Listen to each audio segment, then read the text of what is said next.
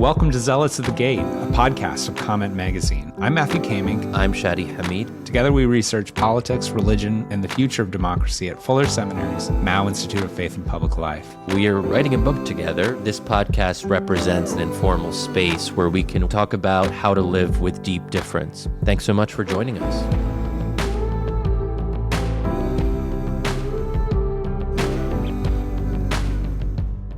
Welcome to Zealots at the Gate. Friends, make sure that you subscribe wherever you listen. Please leave us a review. Honestly, you can write whatever you want in the review as long as you leave us 5 stars. We really appreciate 5 stars.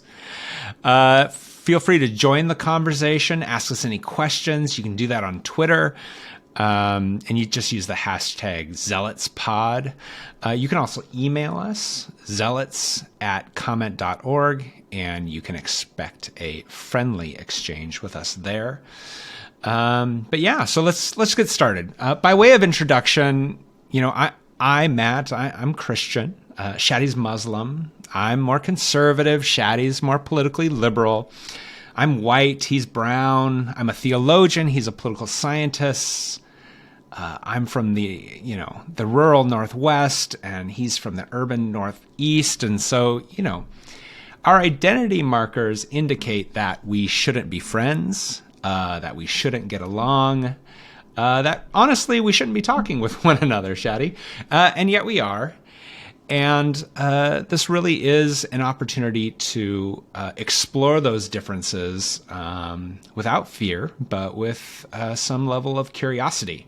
And so today, Shadi, we are talking about religion and politics as always, and a particular book that makes a rather big claim. And so, yeah, maybe I should turn it over to you, Shadi, and maybe you can talk just a little bit about this, particular book and why we're tackling it. Yeah, the book is titled The Myth of Religious Violence. It's by William Cavanaugh, who's a Christian theologian. And, putting the book aside, because if you guys want to read it, feel free. It's incredible. But we'll try to capture some of the main points and then discuss and debate some of the related issues. And I think for me, the fundamental question is this: is religion a separate category? And here I should put religion in scare quotes. We use this word all the time, but we don't really know where it comes from. We don't know when it started to really exist as a separate category. And what I love about Cavanaugh's argument is it's a rather bold one. He argues that the concept of religion is quite literally a modern invention, that it did not exist before, at least not in the way that we understand it today.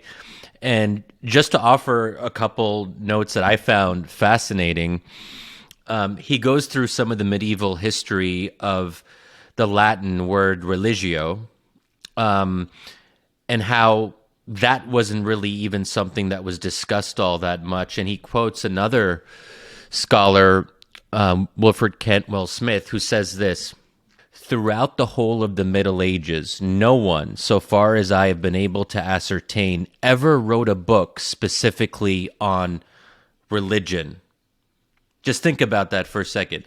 Okay, and then the first English definition of religion comes at around 1200 in the AD, and the definition is a state of life bound by monastic vows, which is a quite different definition than the one we might use today.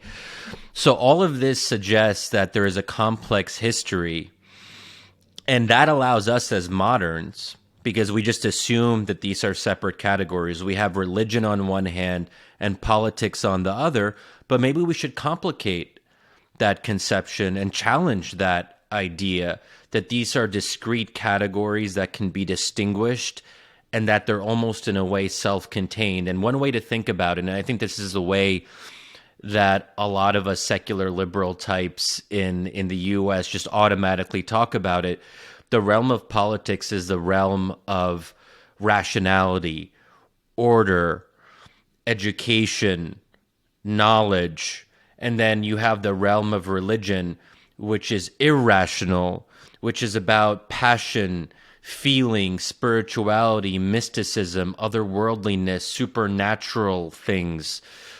And it's the interior. So we have religion as the interior and then politics as the exterior. But Matt, that just lays out some of the ideas here. Matt, is there anything that stands out to you? Yeah. So, I mean, just this very idea that there are some people walking around the world who are quote unquote religious, and then there are some people who are quote unquote secular. And religious people and secular people are fundamentally different. It's almost like they're two different species. And that's Cavanaugh's arguing that this whole idea that there's two different kinds of people is a modern invention. That essentially secular people are by their nature rational, democratic, educated, peaceful, and religious people are irrational, violent, and it is actually a power play. Whenever you define someone as religious, there's actually a power play going on, whereby once I define you as religious, I define you as someone who needs to be tamed, someone who needs to be ruled, someone who needs to be pacified and integrated into secular society. And so it is used, Cavanaugh argues, as a way to justify secular liberal dominance over the state. That secular liberals are the only ones who can truly be trusted with state power because they have transcended religious superstition. They are capable of a level of peaceful democratic tolerance that those who are termed religious are not capable of. So an important part of Cavanaugh's argument is that whenever we use the word religion, there is a power dynamic going on about who is labeled religious and who is labeled secular and rational.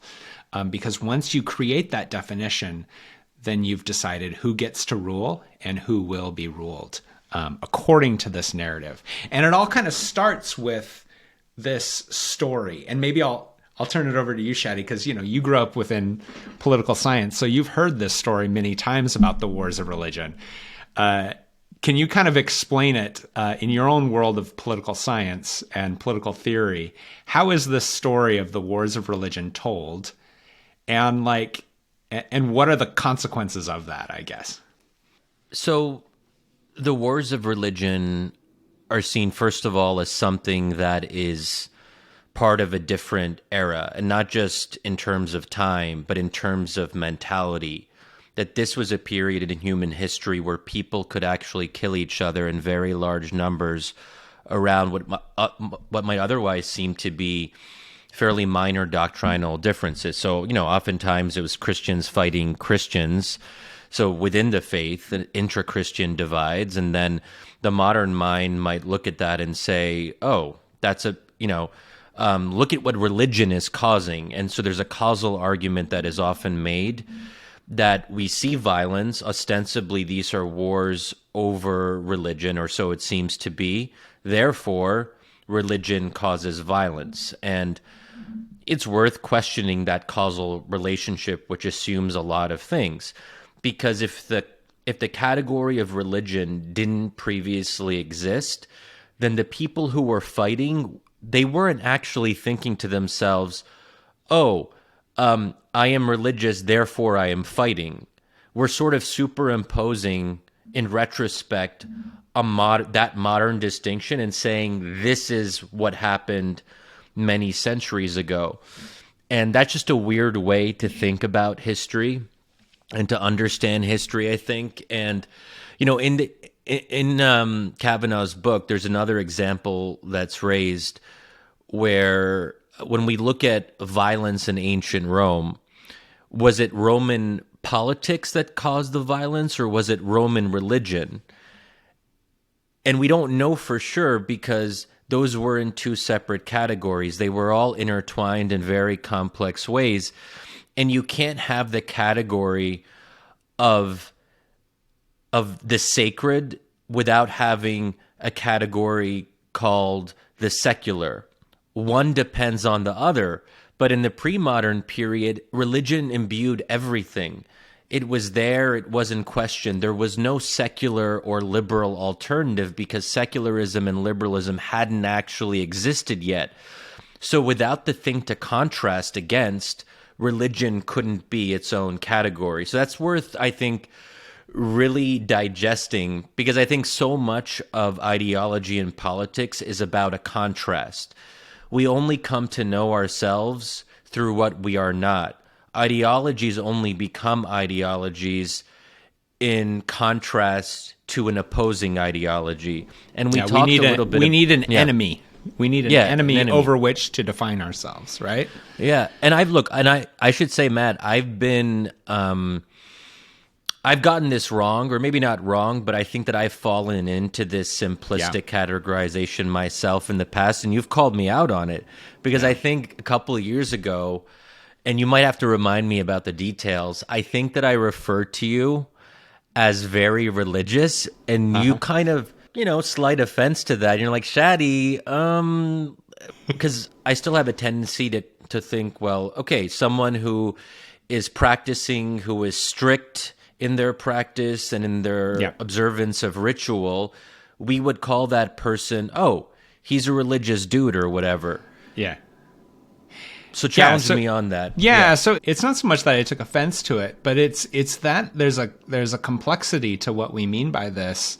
And this is what Cavanaugh is exploring, is really the modern term religion doesn't really mean very much. That whenever these people, these scholars of religious violence, whenever they try to define religion, they have a very hard time distinguishing religious motivations from quote unquote secular ones. So what is the difference between the ways in which Islam and Christianity have motivated people towards violence from, say, the way in which Nazism motivated people towards violence, or communism? There's it's very difficult for these scholars to make a distinction between quote unquote secular wars and quote unquote religious wars, because Nazism held something very, very sacred. It had rituals, it had symbols, it had practices for drawing people into Nazism, training the youth up into it. Communism, similarly, they have their own little Sunday schools of training people, training little young communists. People die for things that they hold sacred. And these distinctions between quote unquote religious and secular violence kind of fall apart once you really start analyzing them. But back towards your, calling me religious. Well, how would you self-identify? Well, I think what in terms of your observance, I would say that yes, my faith and trust is in Jesus, and I do my best to honor what he has done for me through my life. But I guess the thing I wanted to chat with you about at that moment was that all people are giving their lives to some things. Some people give their lives to a career. Some people give their lives to, a sense of their family. In the Christian faith, we talk about faith in terms of trust, like a sense of reliance. Yeah. I rely on Jesus. But I see lots of other people rely on their education, or they rely on their charisma, or they rely on a certain understanding of human flourishing. And I find Cavanaugh's argument just very, very helpful, that if you're trying to create a line, it's really difficult to draw a line between these different forms of reliance, these different forms of trust, things that you're willing to make real sacrifices for. And that I just find it compelling that really it's just a power move of saying there are religious people over there and they're fundamentally different from me. Rather than an understanding that we are all human. And part of being human is looking for things and people and forces to put your trust in, something to hold on to. And so whenever someone calls me religious, in my head, I'm thinking, you think you're different than me. And you're not. You are just like me in that you are looking for something to put your trust in, just like I am. But, you know, it's going to take distinct forms. And some people put a lot more thought into the trust, and some people don't. But that's kind of what's going on in my head. Yeah, and I think those people are also saying not just that you're different than them or they're different than you. They're also saying oftentimes that they're better than you because you are one of those religious people. And especially now, and being an evangelical is seen in, unfortunately, a pejorative light, there is this kind of almost this centering of evangelicals as a threat to the nation, that they are the ones who are holding us back, that they are the ones who are most disproportionately Republican or Trump, disproportionately Trump supporters, so on and so forth. So they almost have to be put in this box so people know what the threat is. And then sometimes they're almost securitized just a way. And this makes me think, so in talking about all of this, I'm reminded of the post-9/11 context, and it just so happens to be the case that I'm thinking more about the post-9/11 period for different things that I'm working on. And it is a little bit blurry because it really does feel like a different era. And we did sort of allude to this in our last episode about Andrew Tate Gate, that people don't pay as much attention to Muslims and Islam, and that's really great that we're no longer a focal point of attention. So when you guys aren't the problem, evangelicals are the problem now. Yeah, in a way you've sort of taken our place, thank God. Well, so it's great that's happened, but it is worth remembering what it was like not too long ago in the post-9/11 context, where Muslims and Islam were very strategically used as an other. So we were the liberal West. We were the ones who were, advanced and successful. And here was the Middle East that was causing all this trouble. It was a font of terrorism, political violence, and fanaticism. And there was a lot of complaints during that period around why haven't Muslims gotten with the program and gone through their own Reformation and then Enlightenment, that there is this story of progress, but Muslims somehow didn't get the memo, and we got to push them to be better. We got to encourage them. And oftentimes this wasn't like racist or bigoted. It could often be well-intentioned. It's like we want to help Muslims get to where they should be because we know as Westerners where they should be. And so there was always this debate, and I sometimes even can't believe that this was such a big thing at the time, but there was this obsession with debating and deciding who was a moderate Muslim. And there were all these classifications that were used to distinguish between the good Muslims and the bad ones. And to be a good Muslim, you had to be moderate. But the problem was, if you were too practicing, or if you wore your Islam publicly and talked about it publicly, you were no longer moderate. You were put in this different category where all you were really doing was being practicing and observant, which shouldn't be associated with fanaticism. Praying 5 times a day and fasting and talking about it publicly doesn't mean you're in the category of extremism. Yeah. So, and that was the kind of move that people made very quickly, that it was the secular Muslims who were the moderates. So all these different concepts were being collapsed into each other. And we didn't have as much of a voice publicly in the American public discourse at that time. And that's really changed, which is a really great development. But at the time, there weren't prominent Muslims who were on TV, not too many of them. There weren't prominent Muslims in senior positions of government. We didn't have Muslim Congress people, and now we have 3.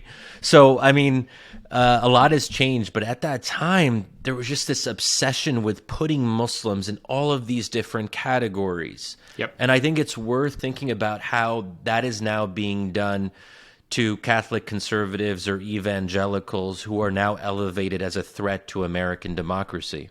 Yeah, and I mean, the shorthand is sort of, you see the religious minority, the conservative religious minority, as a problem to be solved. And so then the discussion is, how do we solve these people? How do we integrate them into the liberal consensus so that they can be peaceful and productive members contributing to the Western project and getting with the program, as you said. And I want to share a little story here that literally just happened this last week.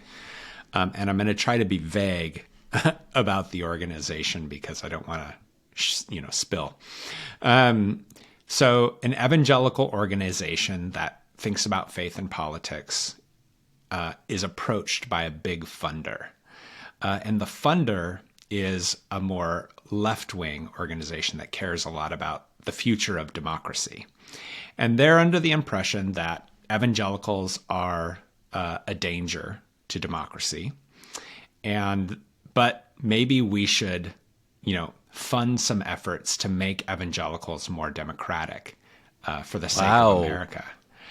And so the pressure and the conflict is for this evangelical institution is, yeah, we care a lot about democracy. And so we want to take your money, but we really don't like the way you're talking about us. and we don't want to be compromised. But really, this sort of secular liberal funder is speaking in such a patronizing way about evangelicals as they are the problem to be solved if American democracy is going to survive. And so we need to make them more like us. And so right there, a power play is being made about who is the problem and who is the solution. And I just witnessed it this week. I just witnessed it.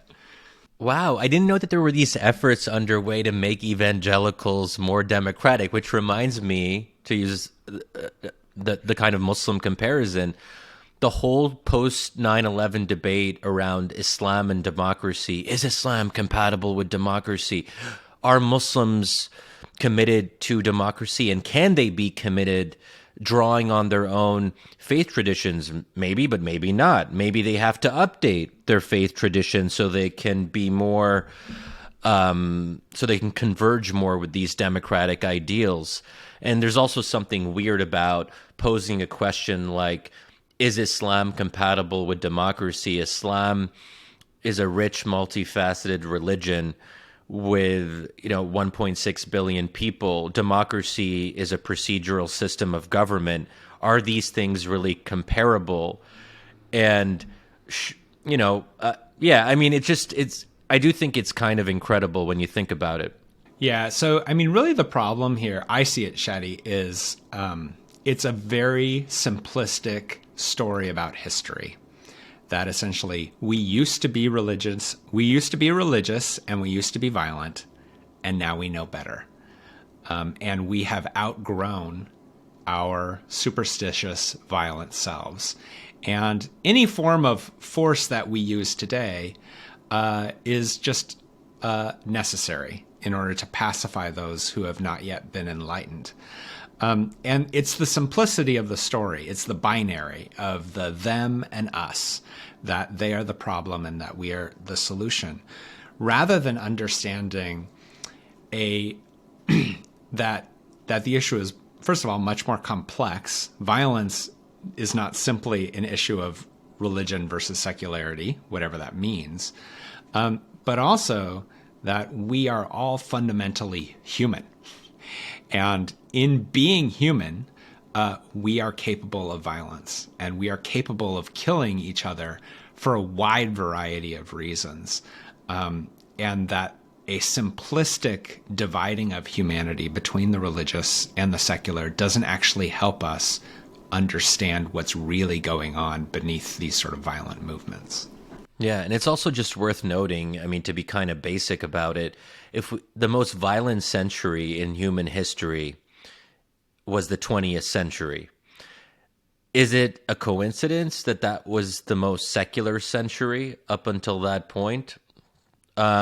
You know, it's probably not a coincidence. It just goes to show that, you know, the major wars, whether Nazis were driving them or communist parties and so forth, these were very much not traditionally religious or Christian or Muslim, groups or communities or doctrines. Yet we did see an outbreak of unprecedented violence. So, like, obviously that's a little bit simplistic just to kind of drive the point across. But I think that it does sort of undermine the very basic story that a lot of us hear and are taught, that, religion is something that we have to be concerned about because it can very easily turn violent when other ideologies don't as easily turn violent. And it's also worth remembering that the U.S. has been responsible for a lot of violence in the 20th century as well, whether supporting right-wing dictatorships in Latin America, Asia, and Africa, wars that were justified by saying basically, we were right, we were liberal, and this had to be done, as you were saying, Matt. And obviously the Iraq War is an example where some of this language was used, that this is a war for liberal, enlightened civilization against the forces of darkness. So clearly, if we interrogate communist violence in the 20th century, which is, very clearly atheistic, right? That if you examine the violence of Soviet Russia and of Mao's China, do they strike you as rational and thoughtful forms of violence that are in any way unique from quote unquote religious forms of violence? The level of brutality of Stalin and Mao, does that feel religious to you or secular to you? It really does create sort of a problematic way in which you define religion and religious violence if you analyze these quote unquote atheistic or secular forms of imperial violence. So. Yeah, and if we also see violence as a particular extension of irrationality, I suppose that can be questioned. But, irrationality is part of the human experience. So with or without religion, humans are going to be motivated by obscure things that might not make sense to other people. This idea that if everyone became secular or atheistic, that irrationality would disappear is, I would say self-evidently absurd, because I personally know irrational atheists. They exist. And obviously we just mentioned the example of communism. And this gets, I think, to an interesting question that, I struggle with. And I'm not here to define the word religion or come up with some ultimate answer. Scholars of religion have been debating this for decades, especially with the rise of new modern ideologies that kind of complicate the conversation, because in some ways Marxism resembles religion in that there is a founding creed, there is a founding prophet, there are texts that practitioners and adherents have to read to become good, true communists. The one thing communism is lacking is a god, but in some ways the god of communism is the proletariat, or the state that represents ostensibly the interests of the proletariat and the working class. So, are those religious impulses? And of course, there's a danger in drawing too close a connection to them, because in some ways we're saying that, religion can be bad, and then by saying that communism can resemble religion, we're sort of folding them together in a pejorative way. So there is a risk of that. But just to say that just because there isn't a God doesn't mean that something isn't religious. And it's interesting to note that many Buddhist traditions don't actually have a belief in a deity or deities, but generally scholars of religion will consider Buddhism to be a religion. So even if we can name a number of examples of Buddhist brutality that are going on even right now in Southeast Asia. Buddhism in the West is often looked at as this very sort of peaceful, chill thing, but you know. Exactly. One of the ideas that I wanted to bring up with you, Shadi, is Cavanaugh's phrase, the migration of the holy. In what he argues is, with the wars of religion, when those came to a close and the nation state in Europe took precedence. So before, you have the International Catholic Church is sort of the holy, sacred thing in Europe. And then that is challenged in the Reformation and in the wars of religion. And the dominance of the Catholic Church is broken up in terms of how Europeans see the holy. And what Cavanaugh argues is that Europeans don't stop thinking about the holy, but it migrates to the nation state. So before, it was very important to join the Catholic Church, to honor the Catholic Church, to be integrated into its community, and to recognize its authority. After the rise of the nation state, to be a European is to submit to the European nation state, to join the European nation state, to be integrated into it, to serve it, and then ultimately to be willing to die for your nation state, to be willing to die for the German nation or the French nation or the English nation. And so what he says is, it's not that Europeans give up on holiness, but it's they actually just transfer it. It transfers, it migrates. So Europeans after the 17th century are still willing to die for something they regard as holy or sacred, but now they're willing to die for a nation, for an imagined people. And this continues to today, that we're still willing to give ourselves for certain things, but it's that the holy has migrated. And so he tells this story to challenge this belief that we as a human species have somehow fundamentally changed in the last 5 centuries. He's saying, no, actually, we're still the same species in an important sense. And I'm just wondering, like, when you read that section, what kind of thoughts came to you as you, wrestle with these kinds of things? So if one believes in God, I think that leads to a certain set of conclusions about human nature. At least they do for me. So this idea that humans can progress beyond what they were before and change in this fundamental way, where, let's say, war ends as a tool of international competition, which was a hope before and after World War I in particular, where a number of writers fantasized about moving beyond war. And Norman Angell was one of those before World War I. But of course, I think he wrote his book about this just a few years before the war broke out. And then, of course, World War I happens and kind of disproves this naive understanding of human and scientific progress.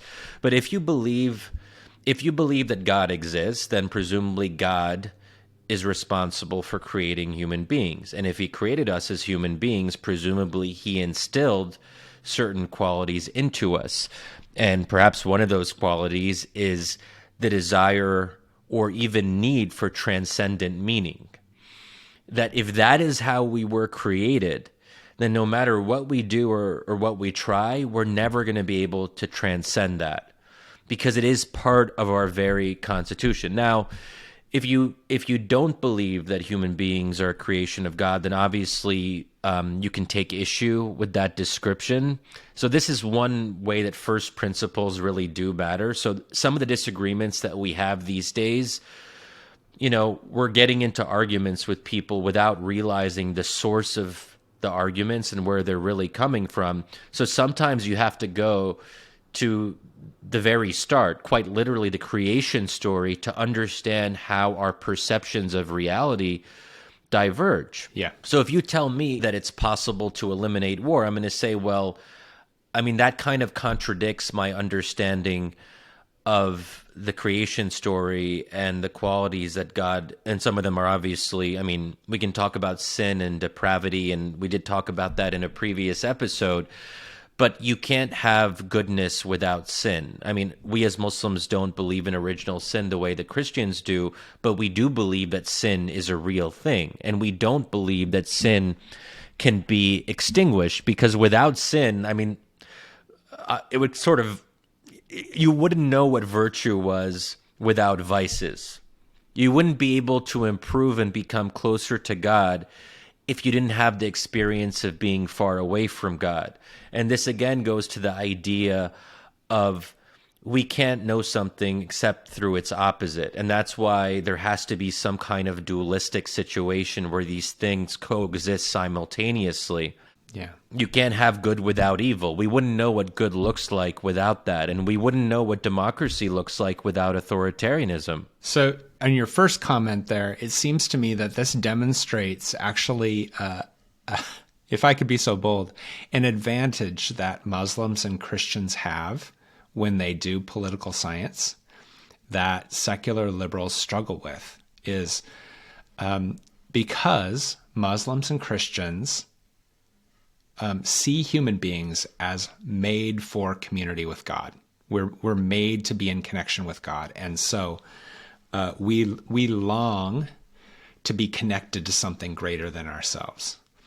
And understanding that about human beings really helps when you're trying to understand political behavior. Because you're not at all surprised when human beings give themselves to things in powerful and passionate ways, because you have an anthropology that understands that this is core to who they are. It's not an accident, but it's a part of who they are. And similarly, we recognize within ourselves, I would say, many Christians and Muslims recognize that we have taken a step of faith that we cannot fully prove to another person. And so when we engage in pluralistic discussions, we understand that we are making a few assumptions. We're acting on faith. And you and I have talked about this a couple times, and I'd love for you to expand on it if you can.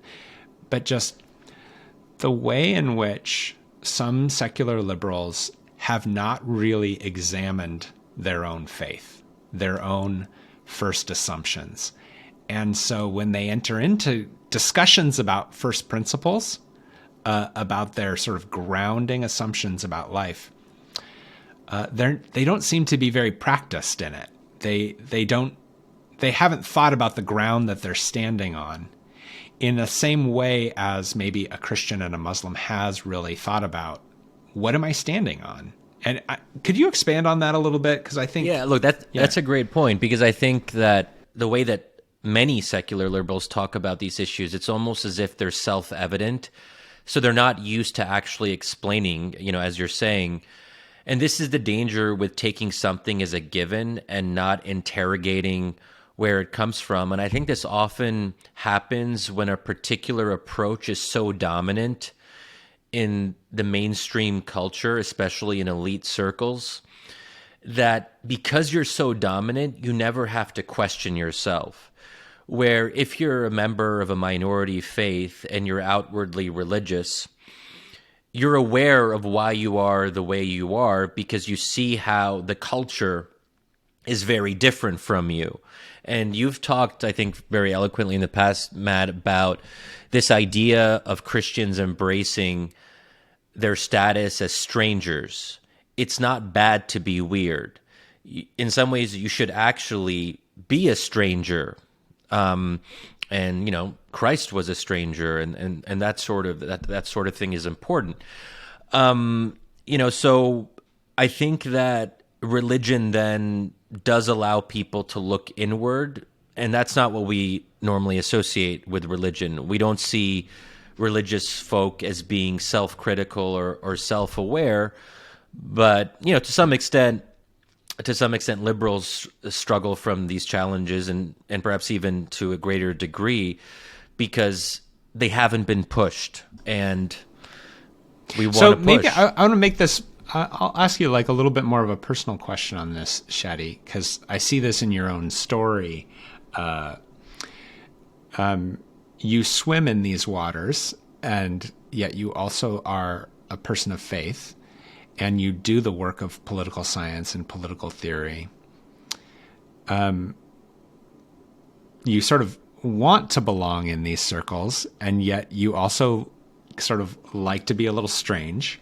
I wonder if you could talk a little bit about, I'm not exactly sure how to phrase this question, but essentially the strangeness of being a Muslim in political science, how that's actually been an advantage for you in maybe questioning things within political science that other people take for granted, if that makes sense. That it seems to me that like a lot of your work is really good, and it questions certain assumptions that many of your colleagues haven't even really thought about. I guess, like, by way of like metaphor, a fish that goes with the flow doesn't really understand much about the river. But it's when you actually try to, right? It's actually when you try to swim up the river that you learn the river a lot more. And so it seems to me that being a little bit of a strange Muslim in secular academic spaces, it's revealed some things for you. And I don't know if you could talk about that a little bit, as much as you're sort of, up for it. Yeah. I love the river analogy. And okay, I just thought of this now. I've been very critical of DEI initiatives, diversity, equity, and inclusion, and the hyper wokeness that comes with them oftentimes. In part because, but the river analogy, I think, actually shows the benefits of diversity if we don't just do a surface level diversity. So it's not just, someone's brown or someone's Hispanic and you tick a box. You look for people who have swam against the tide because they understand and see things that the majority group doesn't. I mean, that to me is the kind of intuitive argument for ideological diversity, which sometimes overlaps with religious or ethnic diversity, but not necessarily, because if you just hire, some brown Muslim dude who is part of the kind of majority secular culture and went to the same elite schools and isn't like particularly outwardly religious, then they're not actually swimming against the tide or have experience of that. So they're not going to be able to offer something that's particularly distinctive. It's just a thought that came to mind right now. So if someone wants to make the religious case for diversity, equity, and inclusion initiatives, this is probably the way to make the argument that there's like a deeper kind of diversity that we should be seeking out in hiring practices. And I was going to say in our friendships, but, some people just like to be around people who are just like them. And, I guess we have to respect that. I mean, just to continue that, like, you can think of maybe a more liberal university who wants to have a couple of Muslim, a couple of Jewish, and a couple of Christian faculty on it, but they want the right kinds of Muslims, Christians, and Jews. So they want religion represented, but a tamed religion, a religion. Yeah, a religion that will edit itself to fit in with the larger liberal consensus. And I think the argument would be is that a university campus and university students would be better off learning from faculty who are fundamentally strange in this way, who really do own those convictions And a deeply pluralistic university is going to have and welcome a sort of a clash of real worldview difference, rather than just looking for Christians, Muslims, and Jews and Buddhists who all sing the same song. And in the same way that you look for black, brown, and yellow faculty that all sing the same song, as opposed to like a genuine diversity of thought. And I guess I would just say that I find authors who are willing to be strange and are aware of their strangeness fundamentally much more interesting to read. Because they have considered those things. Yeah. Now that I'm just thinking more about like the personal story, and sometimes I keep some analytical distance, and I'm trying to be better at that, Matt, with your encouragement.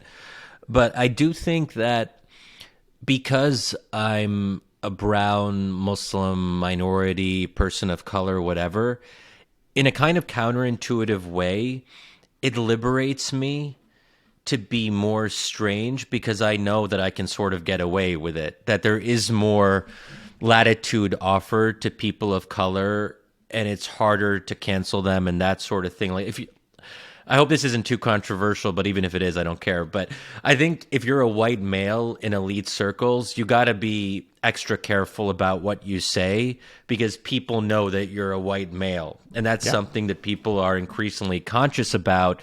And if you say something that is seen as off color, then the charge of bigotry can be levied against you more easily. It's harder to do that. Like, so if I'm saying something about brown people, it's going to be hard to argue that I'm anti-brown, because that doesn't really, it's not persuasive. But looking more, just to go like back into my history a little bit, when I started undergrad, I was involved in pro-Palestinian activism. I was very involved in the anti-war movement as it related to the Iraq War in 2003, and we organized, but I was, very involved in this. Die-ins, teach-ins, sit-ins. A die-in is basically where, you gather a bunch of people in the main square of your university campus, and they kind of lie down as if they're dead. And it's a very evocative thing. And to do that, just think about a die-in for a second. You're literally announcing to the entire campus that you're weird, not just intellectually, but physically. You're putting yourself in a very weird position where you're literally lying on the ground.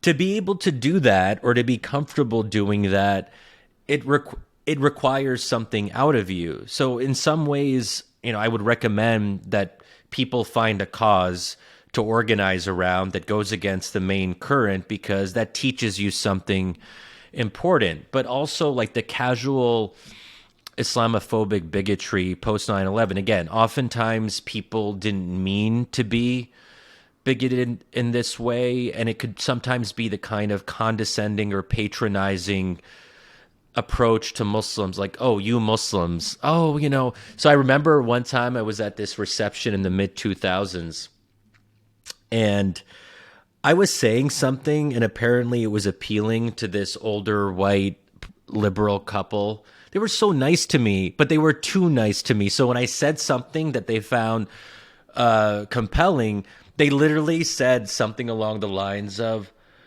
oh, I almost can't believe this is true, but I took a note of it like many years ago. They said something to the effect of, oh, you're so moderate. And basically what they were getting at is they were used to hearing about all these radical Muslims and all the conflicts in the Middle East and terrorism. And here they were interacting with a Muslim at length for presumably like one of the first times. And they were just surprised by how reasonable I sounded. And that's what we now call a microaggression. It's not a big deal in the end, and it shouldn't be a big deal, but it does sort of, it's like, oh, that was interesting. Yeah. People have this particular view, and instead of seeing it, I think, as something fundamentally negative, I think that I tended to see it as a character building sort of experience. That if people said things like this, it forced me to think more critically about these categories of good Muslim, bad Muslim, moderate, not moderate.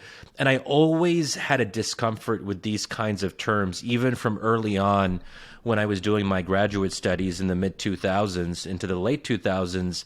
I definitely had a particular interest in challenging especially the moderate Muslim designation, which I always just found like very cringe, if that makes sense.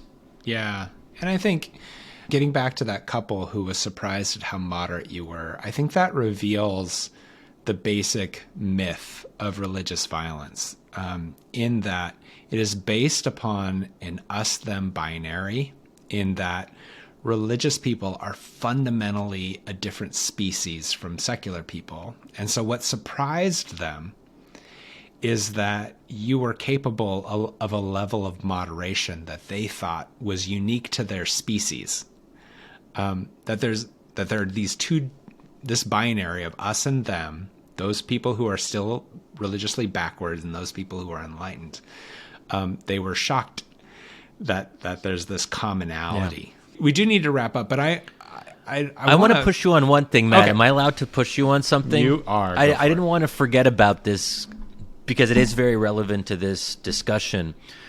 Something that comes through in Cavanaugh's book, and also in the work of various Muslim scholars who critique secularism, is that this idea of religion being interior, of being private, is a distinctly Protestant conception of religion. And if you look at someone, of course, John Locke was also a liberal theorist, but certainly someone who was avowedly Protestant and even anti-Catholic. He sort of saw Catholics as outside the fold. And there's a quote from Locke that I think is really relevant, where he says, quote unquote, "All the life and power of true religion consist in the inward and full persuasion of the mind." So true religion is interior. It's very explicit in that quote. He also makes a distinction between the outward force of the magistrate and the inward persuasion of religion.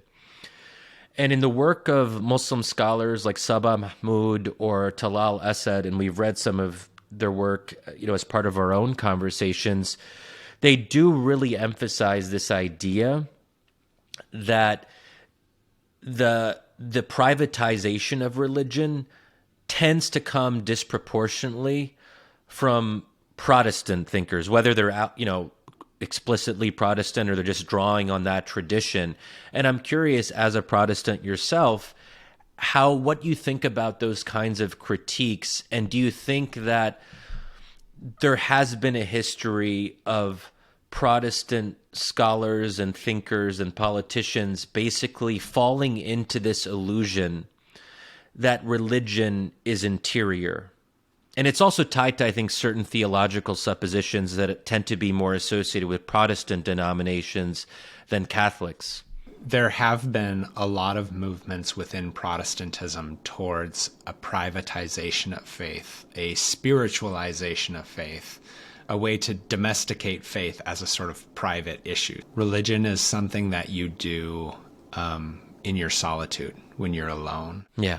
The debate within Protestantism is that a feature, a fundamental feature of being Protestant, or is that a perversion of the Protestant faith by the Enlightenment, by a sort of secular form of Enlightenment that wanted to tame the Protestant faith? So you tame the Protestant faith by making it a private and personal thing. So you say, I just have a personal relationship with Jesus, and me and Jesus talk to one another, and that's my thing, and you have your thing.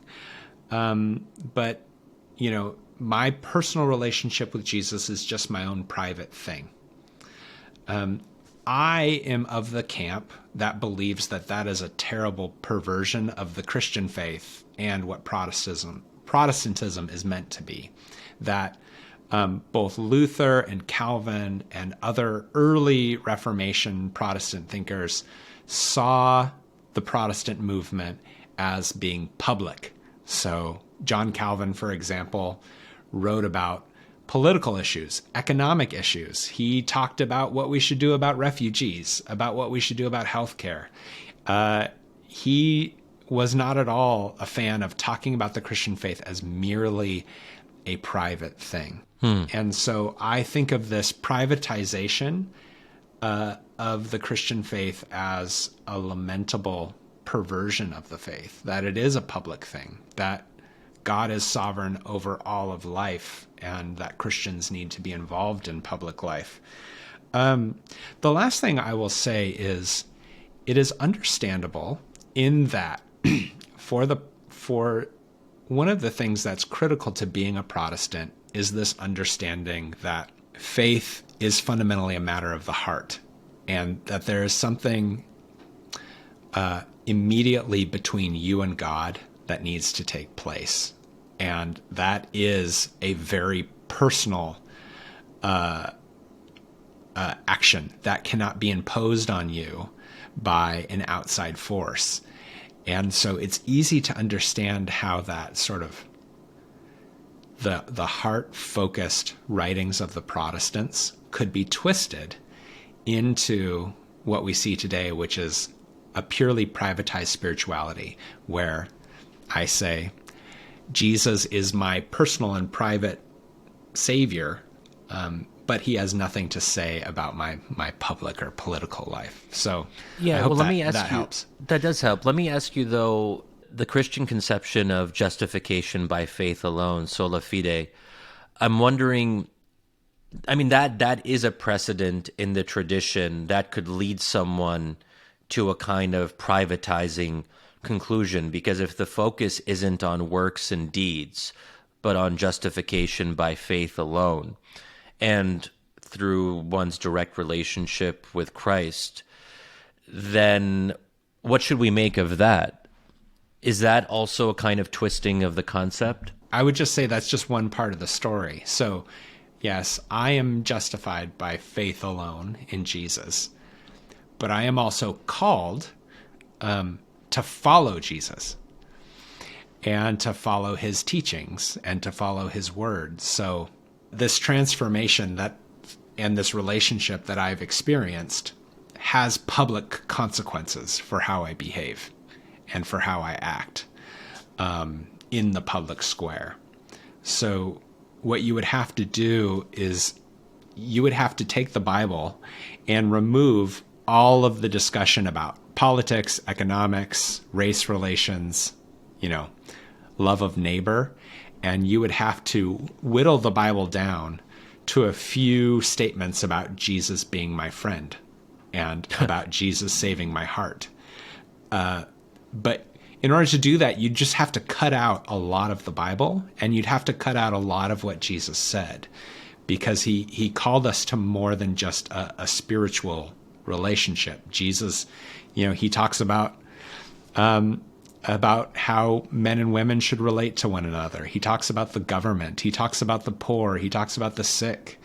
So it's very clear that he was interested in more than just a personal, private transformation. So sola fide talks about how I'm saved, but then there's this question of what do you do after that? How do you live for the rest of your life? And the Bible has a lot of things to say about how we behave ourselves publicly, how we respond to that.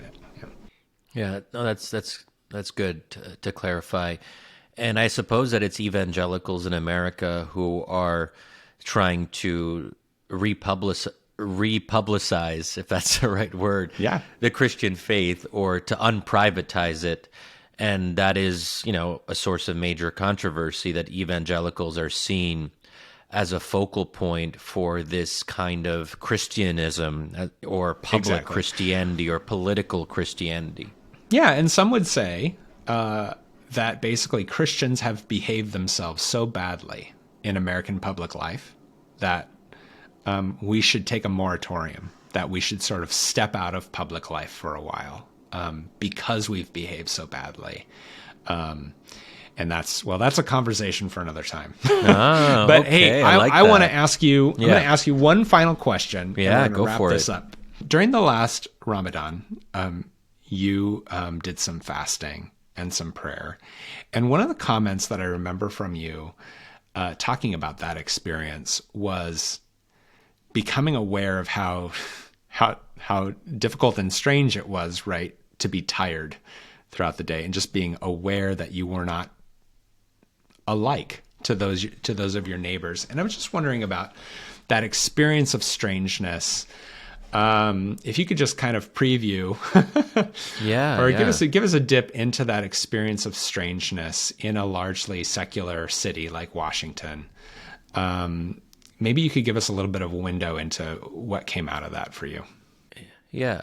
Well, since religion isn't just private, but also communal, and certainly that's very much the case in the Islamic tradition, it makes it harder to practice in a place where most people aren't Muslim. It is easier to be Muslim if more people are Muslim around you, and I think fasting is a very obvious example of this. If everyone else is fasting, or everyone else is pretending to fast at the very least, because obviously some people aren't actually doing it, but because of social pressure, they're going through the motions, and they don't want people to kind of talk bad about them. Oh, this person broke his fast in front of us. It would also be disrespectful to friends and family to eat in front of them while they're fasting. So all of this creates a certain kind of environment where the built-in incentives are more clear. And it's just easier to fast too, because if everyone is tired, then you being tired doesn't actually cause much difficulty. If you're not as productive at work, it's not going to be a big issue with your boss, because your boss isn't being productive at work either. Yeah, I can remember us having an afternoon meeting and you had to cancel just because you just felt so tired. Exactly. Yeah. And I think that in recent years, it's sometimes I've been bothered by fasting, just to be honest about it, a kind of frustration that I understand that this is an important obligation, but at the same time, I'm like, this really hurts my productivity. If only it didn't, if only there was a way to fast without losing productivity. And that is a very kind of like modern American way of looking at things, that you always need to be efficient. And anytime you lose efficiency, you get angry at yourself and you feel guilty. You're falling behind. And the thing is, if 99% of the population isn't Muslim, then you feel that 99% of the population is getting things done and getting ahead while you're falling behind. So that contrast, and you literally are a stranger in that way. You're in a quite literal sense, well, not literal because you're not actually in a river, but you are swimming against the current in terms of the rhythms of work life. But then through some of our conversations, it began to dawn on me more and more that I was looking at this fundamentally in the wrong way. I was seeing this as a trade-off. I would say, okay, this is something I have to do, I'll do it. And I feel bad that I'm getting behind. Where I think a more constructive way of understanding this is to say, well, it's good to not be productive. It's something to be embraced, not lamented, because that allows us to get a different view of how we organize our own lives. That not everything is about productivity. That faith, community, building one's relationship with God, focusing more on friends and family, focusing more on the communal aspects of life instead of being this person who's at their desk on their laptop, just like perpetually getting things done. That is something that helps us. It doesn't hurt us. And it just took a kind of reframing for me.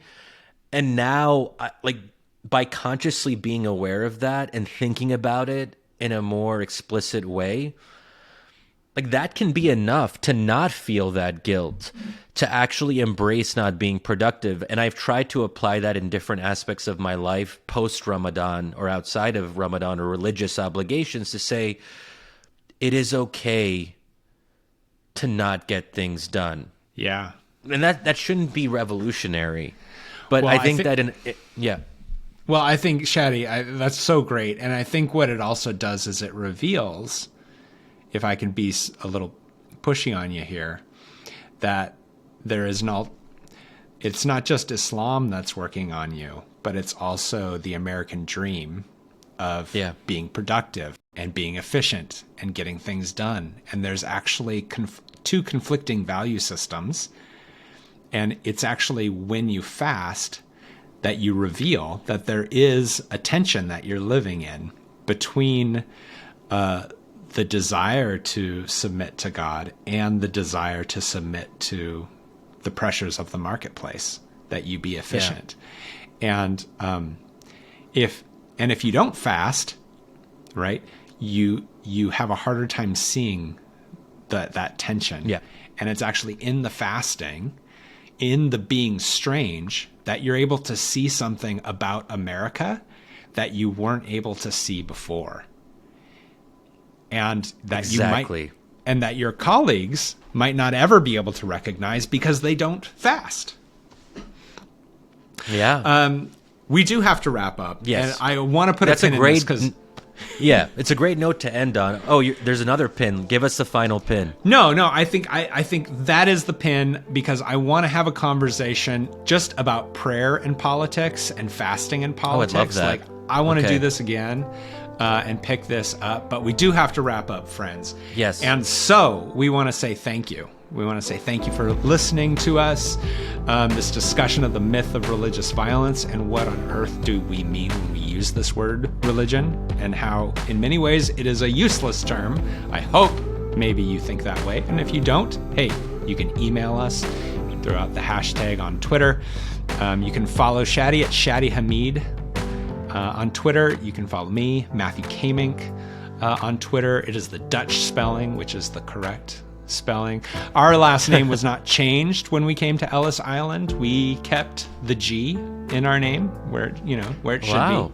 I didn't know that. Okay. So friends, if you like what you've heard, we want to encourage you to check out Comment Magazine. Comment Magazine is the host of our podcast, and they have lots of amazing essays on faith and politics and culture.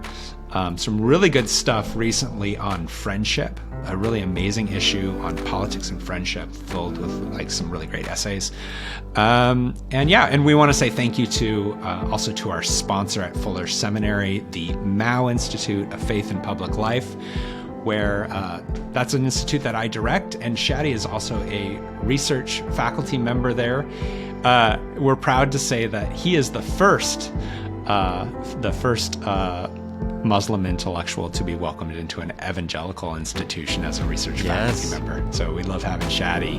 Yeah, thank you, man. There. Yeah.